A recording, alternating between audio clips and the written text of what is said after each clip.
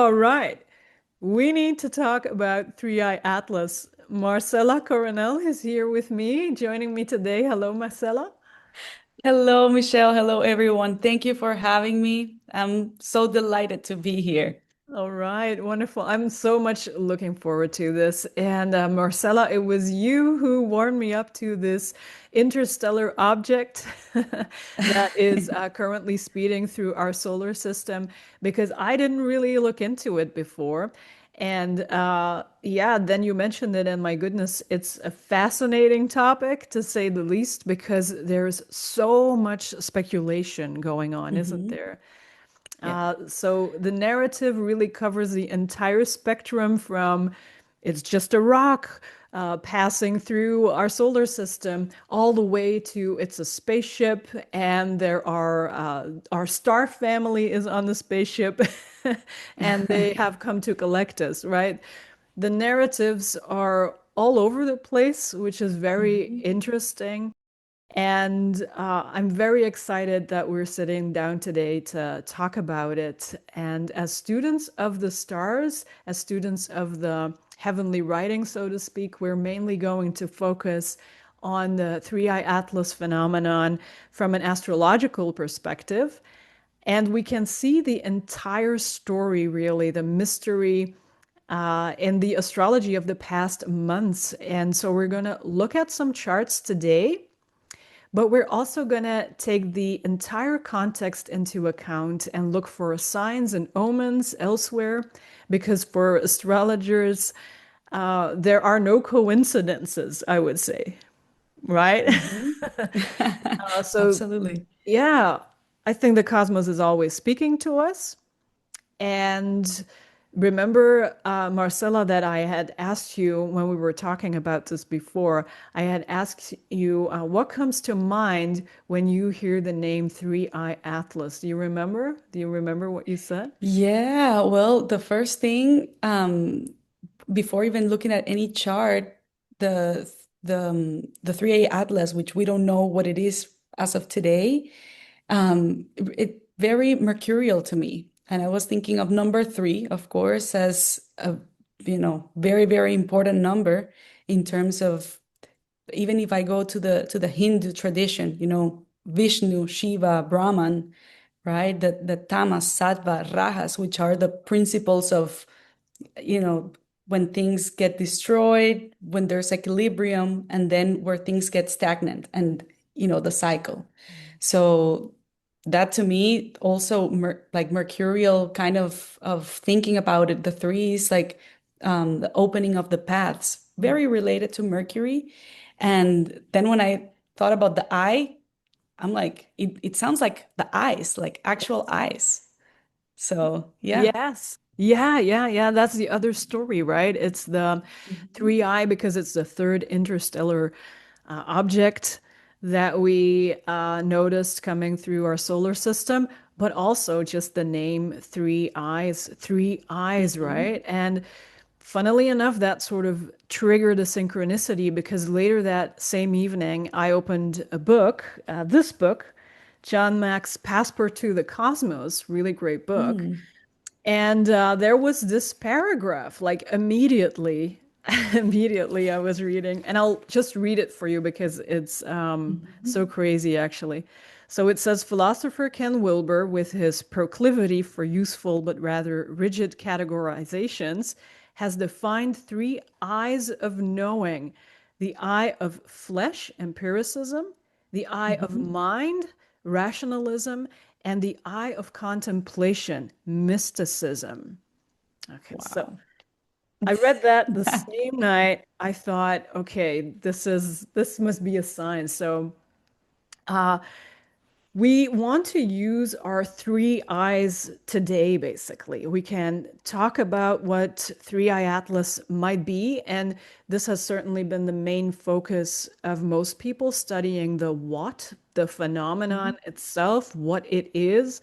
But as I said, we are also going to explore the more mystical side today, our third eye, basically.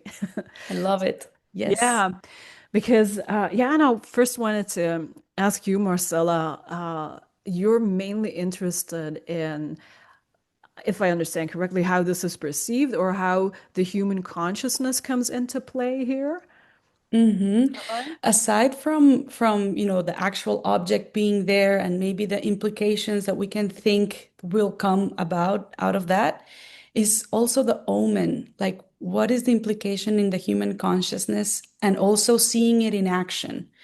Um, One of the things, doing a little bit of study in the narratives, right, and um, the whole phenomenon is that we we can only interpret it out of what we know. It's like you cannot ask a CD that has 5 songs to play a sixth one, right?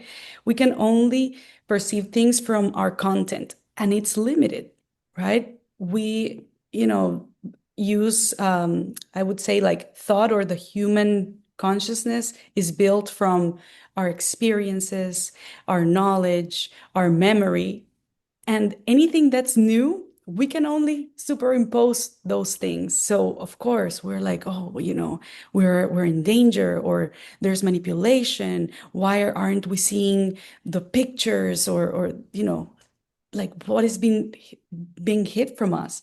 And there's this theory of the dark forest that it's very well known in the astrophysicist and the physics and scientist community, of like thinking about the universe as a very dangerous place, as a dark forest where we have predators, and some of them would rather hide than be seen by others, because if they're more advanced, they could be eliminated out of survival, right? But this is something human, because we saw it in when we think about colonization, for example, right? Like, look Mm. at what happened. But now we can, I've heard a lot that we project that idea into something unknown. And I was thinking, what do we fear? What do you think we fear, Michelle? Do we fear the known, or do we feel fear the unknown? Right, right. Good question. Good question. And I Mm, think that fear is this central topic actually and we're gonna mhm, look at the discovery chart. But I love what you said about the limitations of that framework that we mhm, think about things that we know or don't know.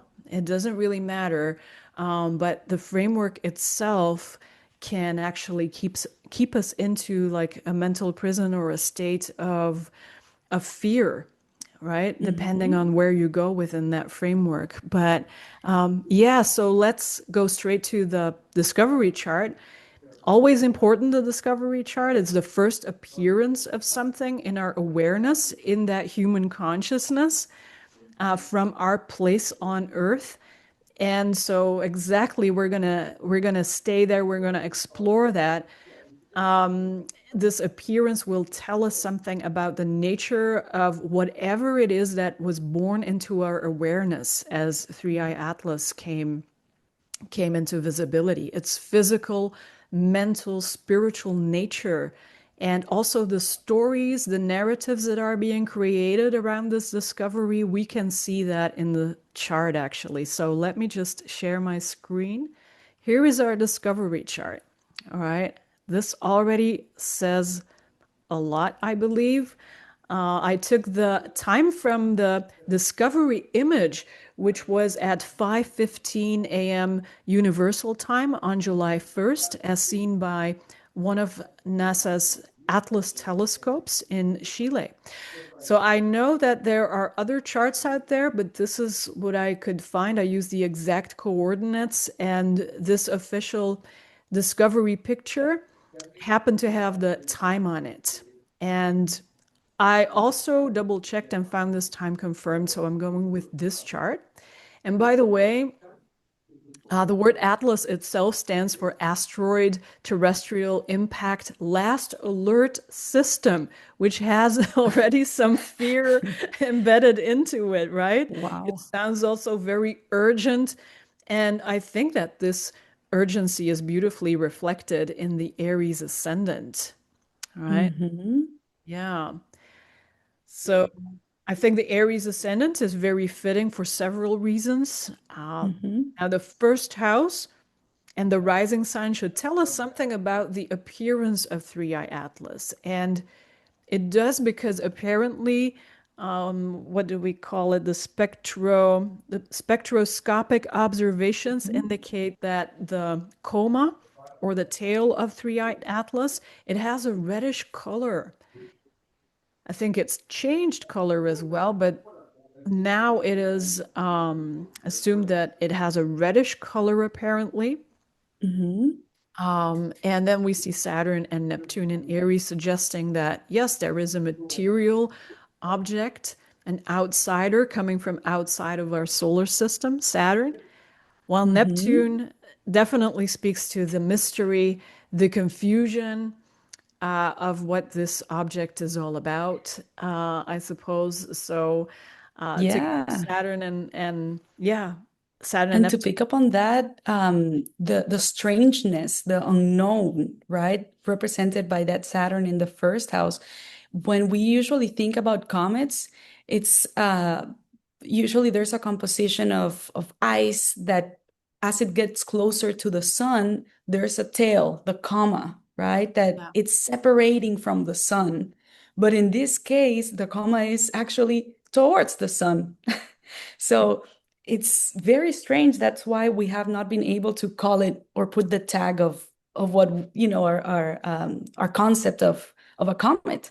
So I think that's very, very interesting. And again, it's like something that we had never seen before. Now it's coming to the forefront in the ascendant. There's a lot of mystery, confusion. We didn't have eyes out there as we have nowadays with all the technology. So is this the first one of its kind? Has this been happening? Is this common? That Neptunian, like ambiguity combined with Saturn there. Yeah. Yeah, exactly. Yeah. And yeah, Saturn and Neptune, I was also thinking how it describes not only something alien, but also some toxicity as well. And Mm. I was looking today, apparently, they've been able to determine that Three Eye Atlas is emitting cyanide gas.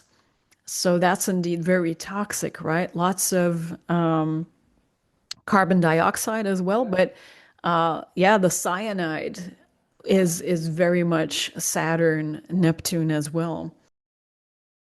We can also look at the ruler of Aries, which is Mars, and his joy here in the sixth house.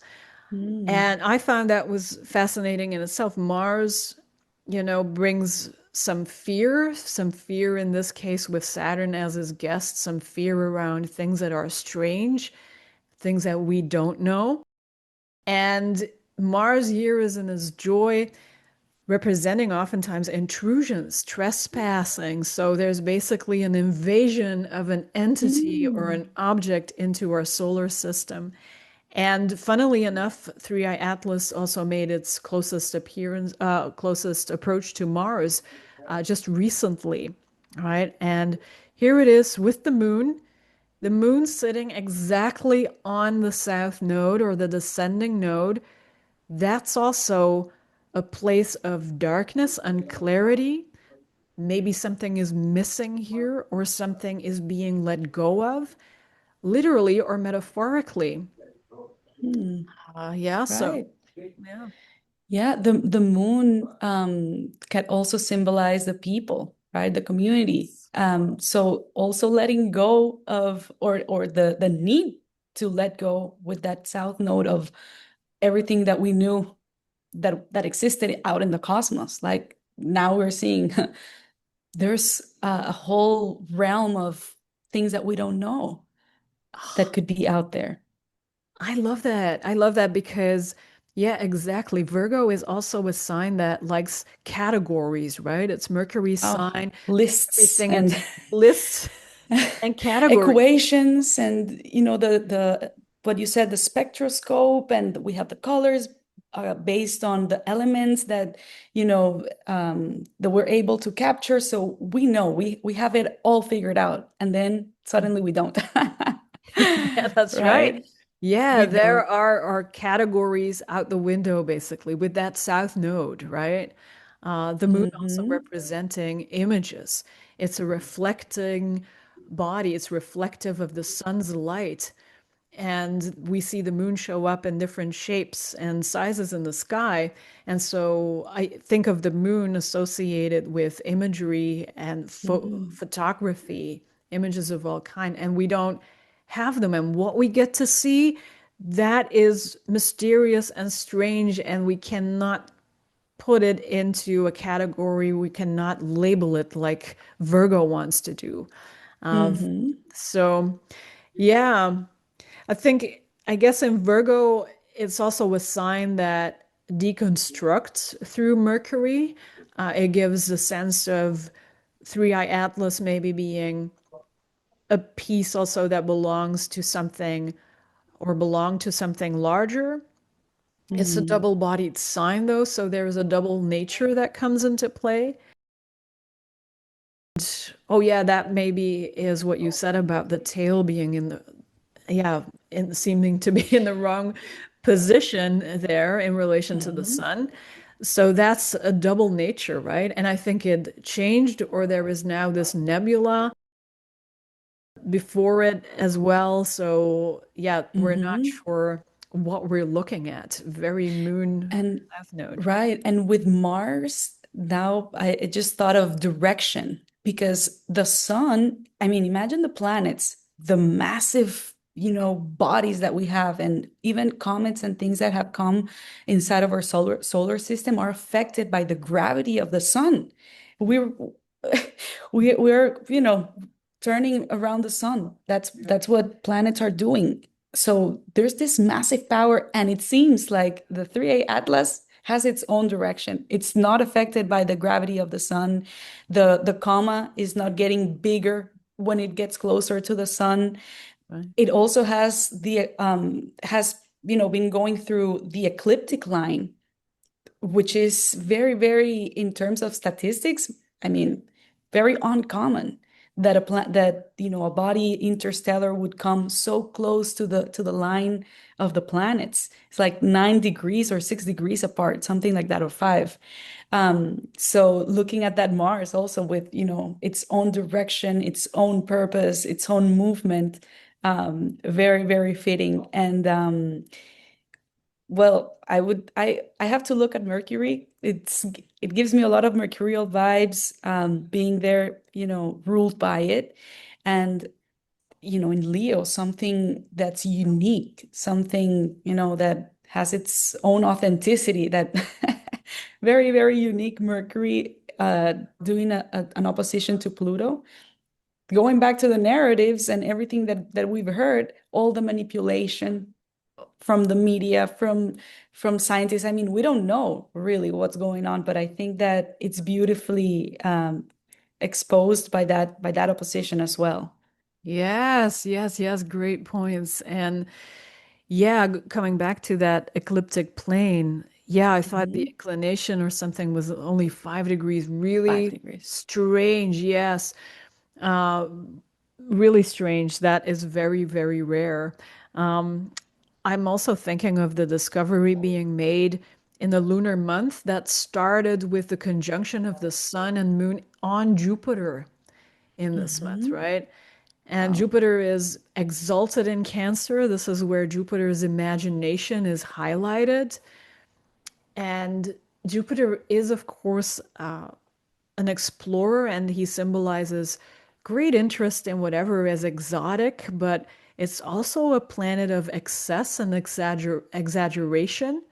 And one thing I found very fitting is that the fact that initially people thought that Three Eye Atlas was much larger than it turns out to be. So, Mm.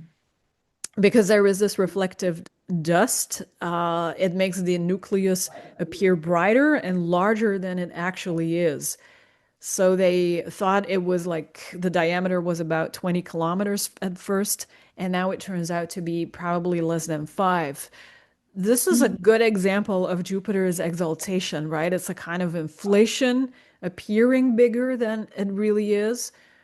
And here at the bottom of the discovery chart in the fourth house, it speaks of its past. Where has it been? So I thought it was funny that they said that it was coming from the galactic center, which is in tropical Sagittarius. So that would hmm. be Jupiter's sign, right? Wow, look at that. Yeah. And they were able to see that. And maybe I don't want to get too ahead of myself, but with with the famous wow sign, because going back to the dark forest, and if we think of, I don't know, other animals, they use camouflage to, to protect themselves from predators and to survive. But we did the actual opposite. Because we started sending out signals to outer space. And I mean, with the information of the human chromosome, what the DNA, our size, our language, but also the composition of what we think is the most abundant element in the universe, which is hydrogen, Hydrogen. right? Yeah. So, and we put the composition of the atom of hydrogen and also the frequency as a way of communication. Mhm. So it's very interesting because if that is the most abundant element there is, the scientists sent out those signals to people or to entities that could understand that. So with self-conscious and intelligent or scientific technological entities. Mm. And that receiving of the wow signal being in the frequency of hydrogen and now being it correlated to the direction of where the 3A atlas comes from, I mean, that's just very, very interesting to say the least. Absolutely. Yeah, so we basically said, hello, here we are. We were Here on we the third are. rock from the sun. Come and get us. And yeah, we're going to actually be looking at the chart of the wow signal to see, what's going on there. There's more story around that as well, and we'll get into Mm, that. So, but excellent. but this will be our basic chart. This is the root chart or the birth chart. And all the further developments that have to do with 3i Atlas Hmm. are going to be represented by the transits to this discovery chart. So Hmm. uh, we I can, just want to interject one last thing, and I want to get your perspective if you would take a look into this or if you would maybe discard it. So we have not talked about Venus at all, I know, but we talked, or at least I mentioned Mercury and Pluto. Is there an antisha between um, Venus and Mercury and a contra antisha between Venus and Pluto, or am I just yeah, seeing it's something? separating, but there It's was separating. an antisha between Mercury and Venus. Yeah, they're almost Hmm. mirroring one another, but it's already separating in this case. Still pretty close, right? It's not that Hmm. far off. Yeah, as soon as it's over 31 degrees, it's like much weaker in a way. And what was the Okay. other you said? With Pluto, I think there's a contrantition there. I mean, and that's one uh is also Oh, 1 degree. yes. This, on the other hand, that's a contrantisha. That's right. Yes. The Venus and Pluto contrantisha, they're mirroring one another. So they are connected. They are definitely Hmm. connected. Yes. Yeah, well, I totally consider hidden. It's more it's again a testimony of something that is being hidden. Now, Pluto in Aquarius is often about power. Power is very Plutonian. And with Venus there, yeah, I wonder what that is. Venus is a life-giving planet. Maybe this is a bit of a hidden threat? I'm not sure. What do you make of it? Yeah, I was thinking about that. On the one hand, Pluto being in Aquarius, all the media, all the community, the scientific community or the power, right? in, like there being something or a hidden intention towards the communication or the messaging or what this really is. I mean, as you said, it could be maybe something threatening, right, to humanity. Maybe not, but maybe that could be maybe it could be used as a narrative to manipulate as well. I'm not saying that it will be threatening to humanity necessarily, but it could be a hidden agreement from the powers to deliver that message and that narrative to continue to manipulate. I don't know. That certainly rings true to me. Yeah, that could definitely be the case. I think we can get a little deeper into that later on. Yeah. Hmm. Yeah, I wanted to take a look at just looking at what has happened, such as the coronal mass ejection that you came up with, Marcella. I thought Hmm. that was fascinating. So maybe we can take a look at that. So I'm going to Hmm. just put it as a bi-wheel here. We don't have the exact time of this.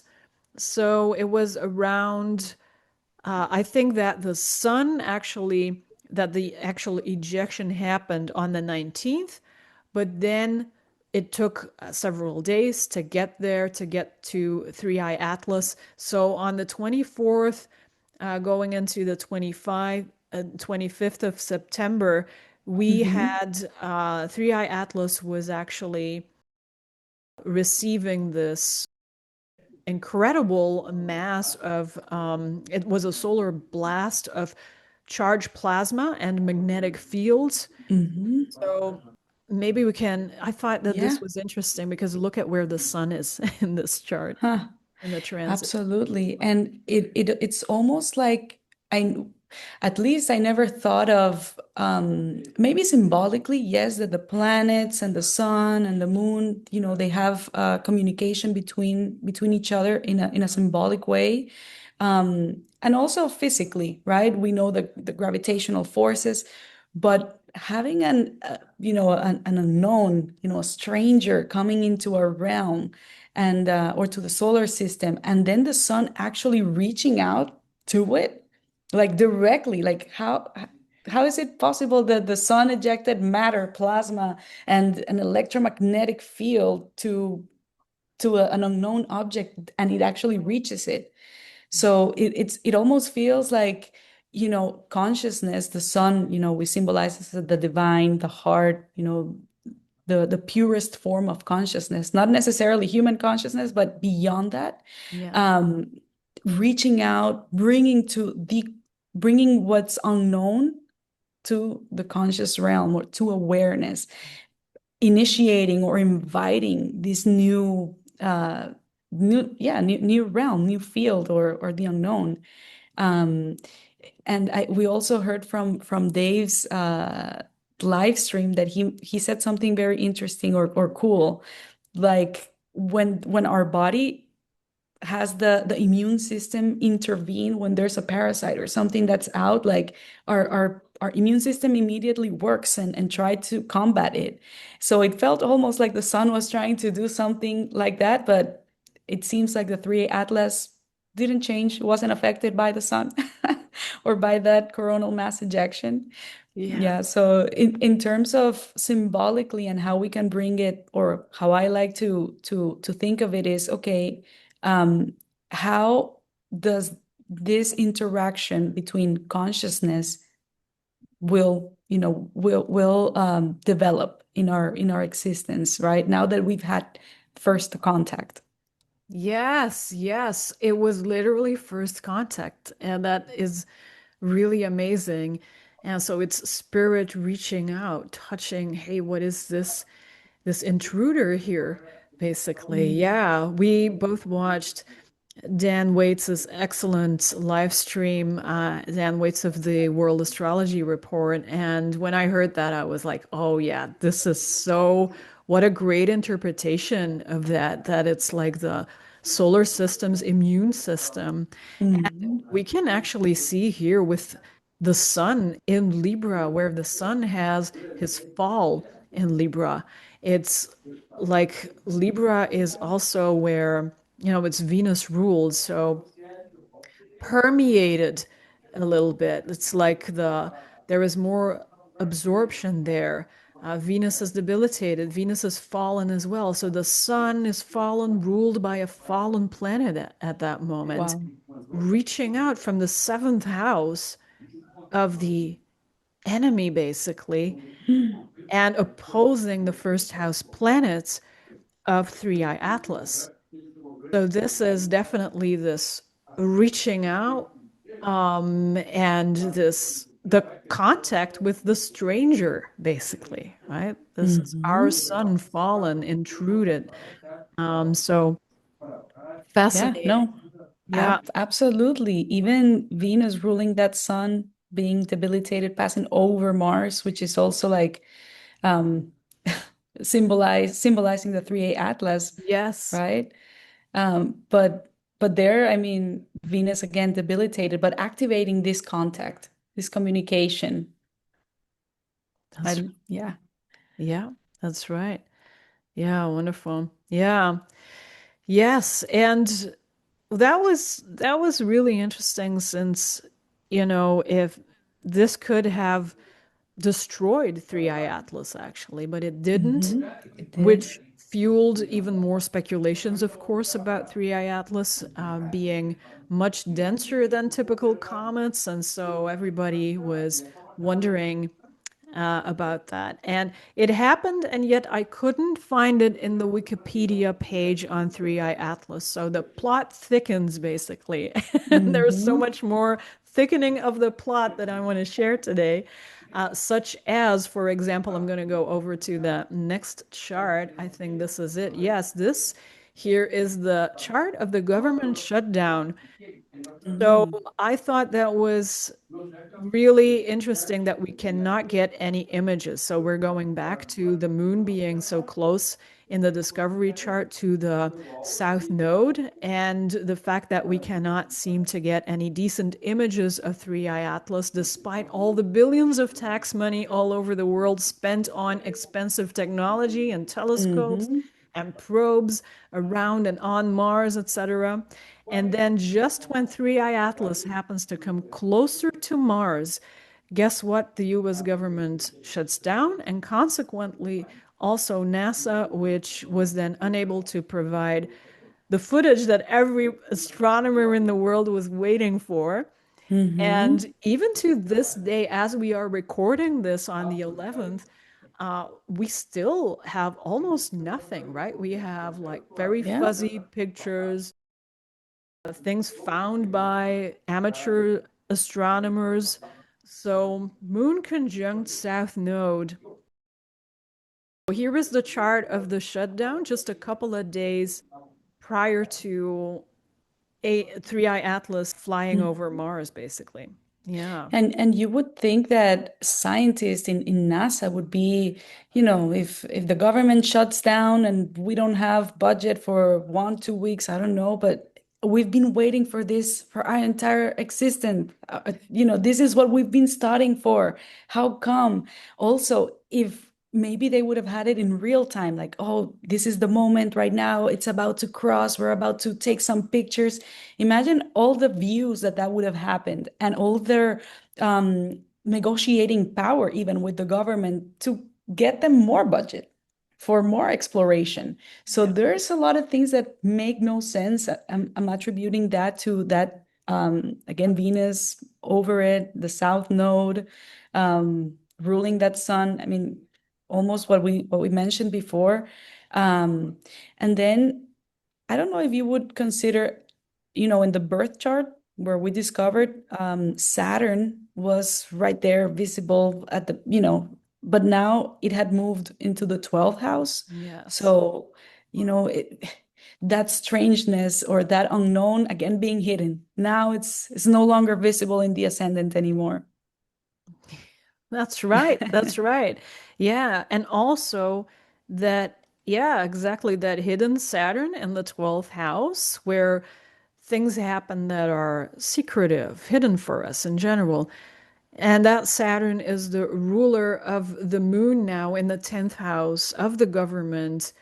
This is a Hmm. debilitated moon as she is exiled in Capricorn in the 10th house, just on the MC. And this is the exact time, actually. And so even the angular points here Wow. are conjoining important spots in the discovery chart. Like the MC is pretty close on the north node here. And then here we see the IC on the south node as well. Yes, so clear connections here. Is this a coincidence? It is strange in any case. It is very strange. Very. Yeah. Yes.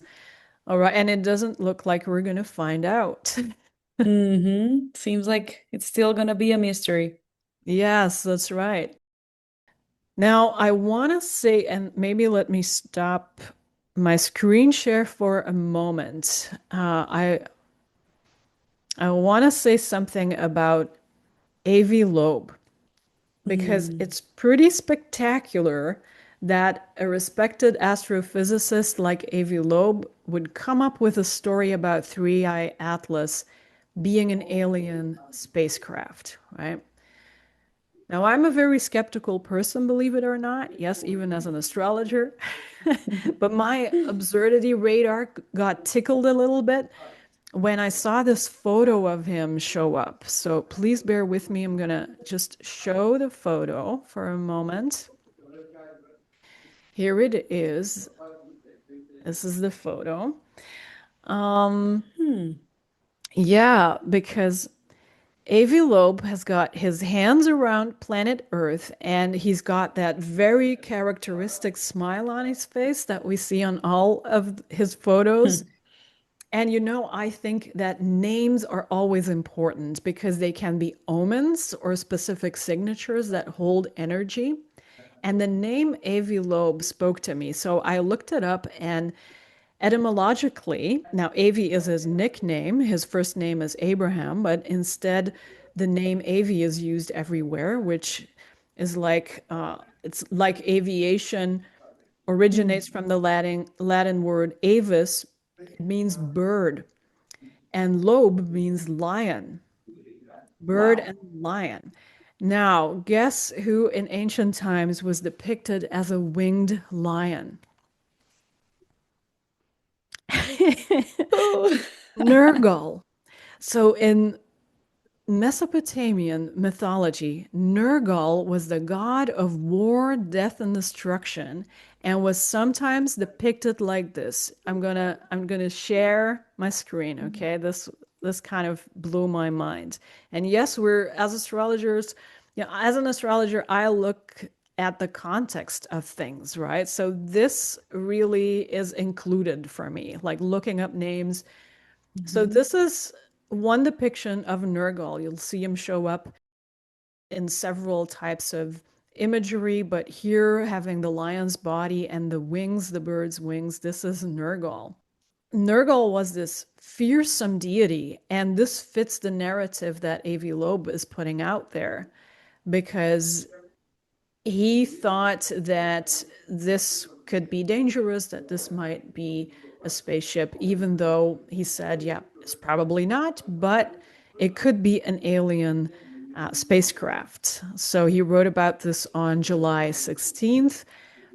And what I think the connection is with a Mars like energy is that this speculation fuels fears in a way. Like maybe we're in danger, as it turns out to be an alien spacecraft, right? This is one of these narratives that have been put out there.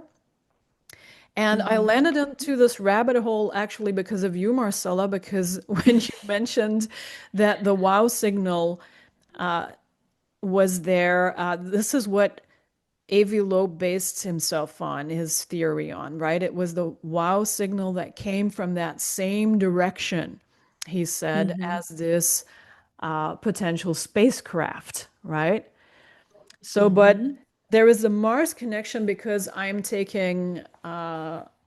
looking at Dimitra George's first volume of Hellenistic astrology, and where she compares Nurgal to Mars, the god of the underworld, the god of fevers, plagues, and the god of war, brutality, and this means that Nurgal kind of as well as Mars, they bring violence, war, adultery, plundering, anger, combat, enemies, bloodshed, iron, military generals, warriors, Mm. ruination of women, loss, banishment, sexual intercourse, breaches of friends, murder, imprisonment. Hmm. So, in terms of this being the messenger, somebody called Avi Loeb with this picture, this imagery of Nurgal in the back of our mind, I think that might be significant. Wow, Michelle, extremely. That this is incredible. And even just to think that, you know how Homo sapiens, sapiens, I mean, before being sapiens, sapiens, we were collectors and, but then we started the agriculture, we started building, we started doing, but it took a long, long time, like 14,000 years. But in the last 125 years, we've had this technological development that's been very yeah, it's just been outside of even time. It's been too fast. When we found out of other metals and in the periodic table, and we came to the industrialization, electricity, the light bulb. Now we have spacecraft. I mean, so the thought of, I mean, this is also narrative and conspiracy, but the thought of a civilization, because let me go back a little bit. We've been sending out these signals, but there's also been other scientists that have been doing equations and trying to figure out, okay, based on the number of stars that we know are out there, how Hmm. many civilizations could be out there, right? And then several, that was in like in the 50s, 60s, but in the 90s, we discovered the exoplanets, and they were closer to what we even thought in terms of cosmic lengths, of course. Yeah. So they were, imagine a civilization, if we've been able to do all this in 125 years, a civilization that is, um, that has an advantage of 1,000 years of technology, but again, that is all the fueling of fear of, oh, this is the end of the world, the apocalypse, right? Yeah. Yeah. Yeah, exactly. Yeah. Yes, that's right. Do you want to take a look at the wow signal chart for a moment? Let's do it. Absolutely. Okay, this is the wow signal right here. So Hmm. we see a couple of connections, don't we? Well, I mean, there's the Saturn, right? The um in the outer wheel, Saturn like coming, well, the sun already passed it. Hmm. So it's like it already made contact, right? The Yeah. conscious with the unknown. The So stranger in the that's solar system, this exactly. message that comes in, this interstellar message, maybe it was a radio wave that had some kind Hmm. of code that couldn't be a coincidence. Isn't that amazing? Yeah. Yeah. Yeah, exactly. I look at, well, thinking of the direction, right? The angular Hmm. points, they specify directions oftentimes. And we see that the MC because this is the exact time that we have, so we can look at the angular points and they conjoin one another, which means that yes, this is coming from the same direction. Wow. Like a confirmation. Yeah, that could be seen as a sign of confirmation. Exactly. Yes, that's right. Thus, we have this here, the moon, again, spending time here in Virgo with Mars. And the moon itself is also actually conjoined by Mercury in Okay. this case. So we do have some connections. Even Pluto here is close to the descendant and the nodal axis. The nodal Hmm. axis is on the ascendant descendant of the discovery chart. So those are quite a few connections here, but certainly they seem to be coming from, yeah, the similar place, not maybe originate from that place, but they have certainly traveled through the same path, basically. Same direction. Same Wow. direction. Yeah. Yeah. Several confirmations across the chart. Absolutely. These were my charts. Did we miss something? Did we forget to talk about something? Let's think. Well, maybe I think that when we first had the talk, it was very like we were both blown away by the colonization, Mm, that the Native Americans saw the ships but really didn't see it. yeah. What they knew had nothing to do with what was coming. So it's a little like it's similar to what's going on right now. Like we can project what we know, and what do we know? That God that you mentioned, wars, destruction, violence, that's the human that's the human True. activity. It's nothing new, right? So if something along those lines comes more advanced, okay, we'll be damned. But there's also I don't know, in I like to be maybe optimistic, in the sense that this could help us uncover or discover or revolutionize, not outside but internally as human beings, like recognizing that knowledge is great when it comes to work, when it comes to building a bridge, I don't know, being a dentist, things that are material. But psychologically, it ruins everything because knowledge is based again on memory, experiences, on yeah, information, but we're alive. We can't be a dead concept.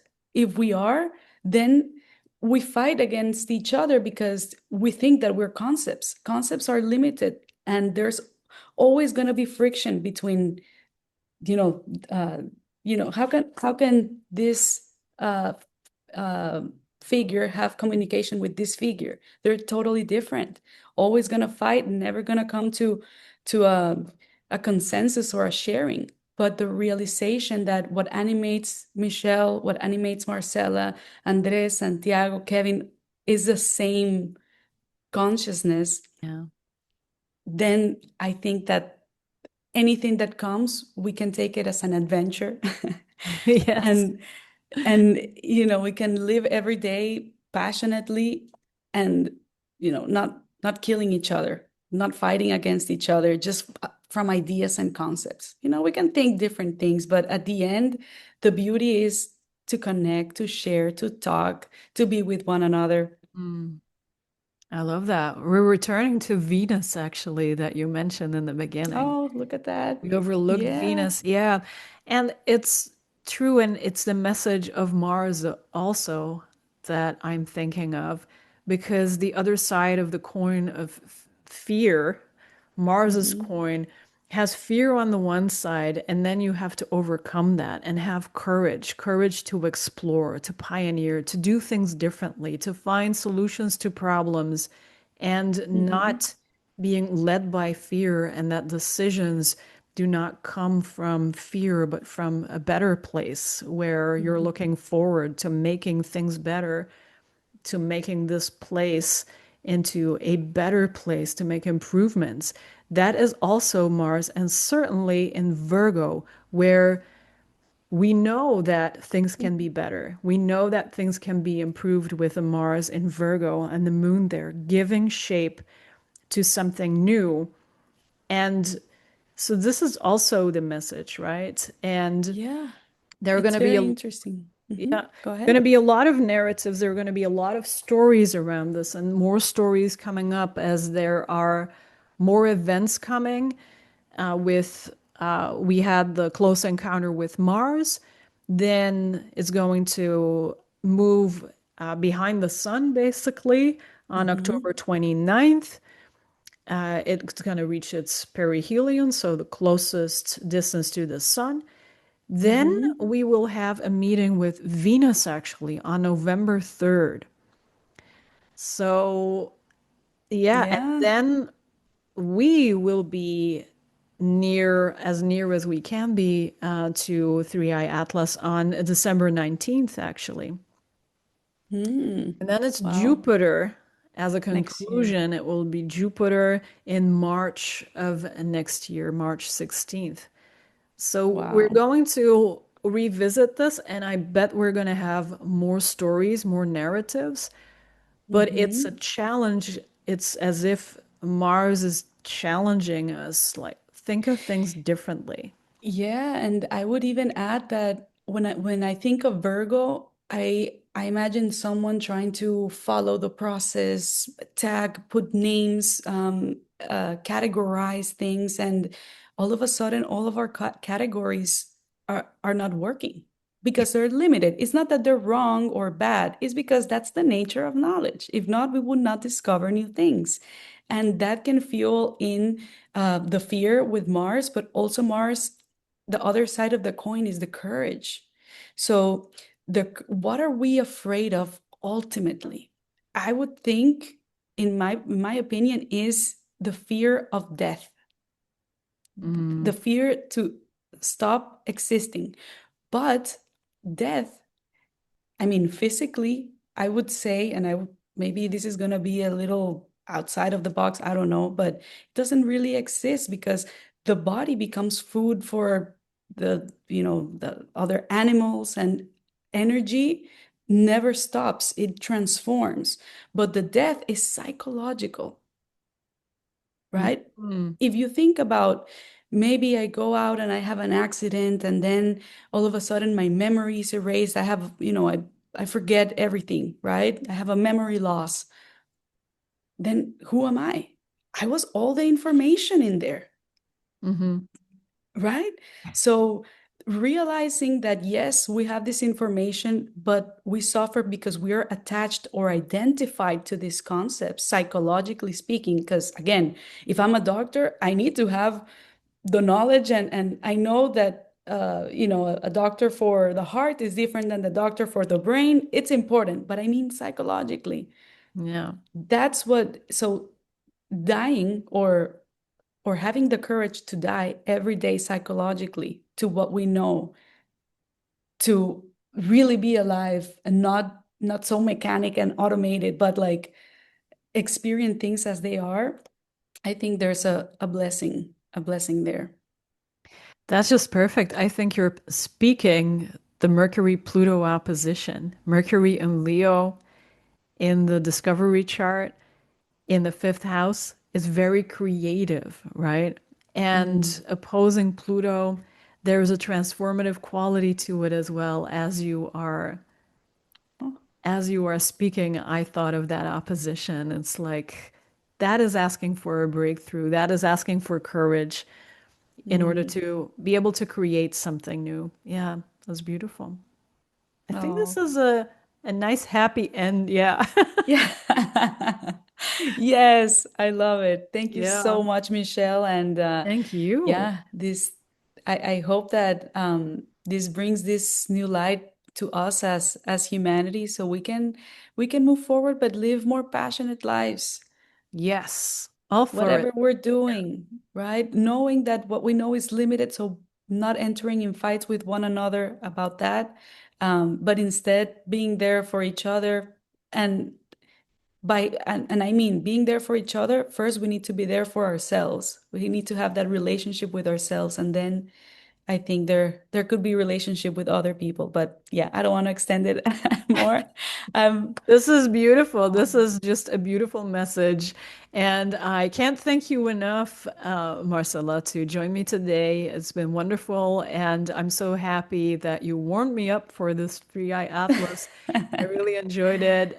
Thank you so much. And maybe we'll talk about this some other time as well as more developments are coming up. So thank you. Absolutely. Thank you, Michelle. Thank you for watching, everybody. Bye.